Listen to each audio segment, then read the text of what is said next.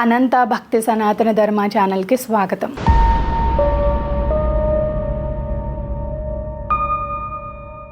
ఓం శ్రీ గణేశాయ నమః. ఓం శ్రీ సరస్వతియే నమః. ఓం శ్రీ గురుభ్యో నమః. శ్రీ గణేశ పురాణంలోని 24వ అధ్యాయంలోని దక్ష స్వప్న వృత్తాంతం. ఈ కథాగమనాన్నంతటినీ విశ్వామిత్ర మహర్షి చెబుతుండగా శ్రద్ధతో వింటున్న భీముడు ఇలా ప్రశ్నించాడు. ఓ మునీశ్వర, ముద్గలుని చేత గణేశ మంత్రాన్ని ఉపదేశించగా పొందిన దక్షుడు ఆ మంత్రాన్ని ఎక్కడ అనుష్ఠించాడు? ఆ వృత్తాంతాన్ని వివరించండి.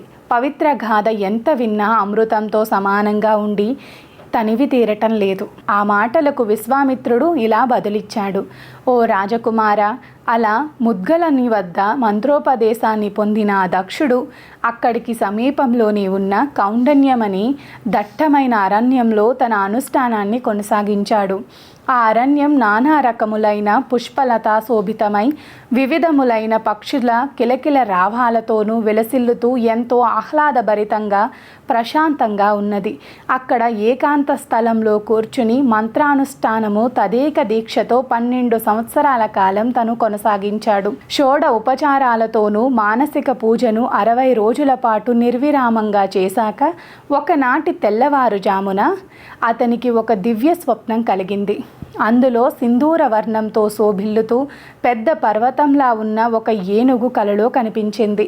అది తన తొండముతో ఒక రత్నహారాన్ని ఇతని మెడలో వేయటమే కాక అతడిని తన వీపు పైకి తొండంతో లేవనెత్తి కూర్చోపెట్టుకుని సర్వాలంకార శోభితమైన రాజనగరంలోకి టీవీగా నడిచి వెళ్ళింది.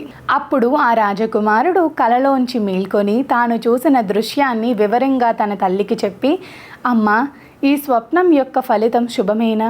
ఏనుగును స్వప్నంలో దర్శించవచ్చా అంటూ అడిగాడు. దానికామె, నాయన, నీకు కలిగిన స్వప్నం సకల శుభాలకు సూచకమే.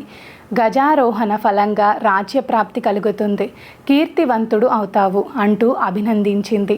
అప్పుడు ఆ దక్షుడు ఎంతో సంతోషంతో తన తల్లితో తనకు రాజ్యమే ప్రాప్తించినట్లయితే ఆమెకు సమస్త రాజభోగాలను కల్పించగలనని తృప్తిదీర ఆమెచే సద్బ్రాహ్మణులకు సువర్ణాన్ని గోసహితంగా దానం కూడా ఇప్పించగలనని, అప్పుడు ఆమె కోరిక వ్రతాన్ని యథేచ్ఛగా ఆచరించుకోవచ్చని తెలిపాడు.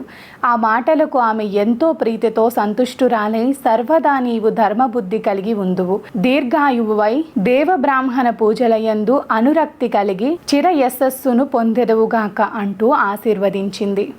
ఇది శ్రీ గణేశ పురాణం ఉపాసనా ఖండంలోని దక్ష స్వప్న వృత్తాంతం అనే 24వ అధ్యాయం. సర్వే జనా సుఖినో భవంతు. లోకా సమస్త సుఖినో భవంతు.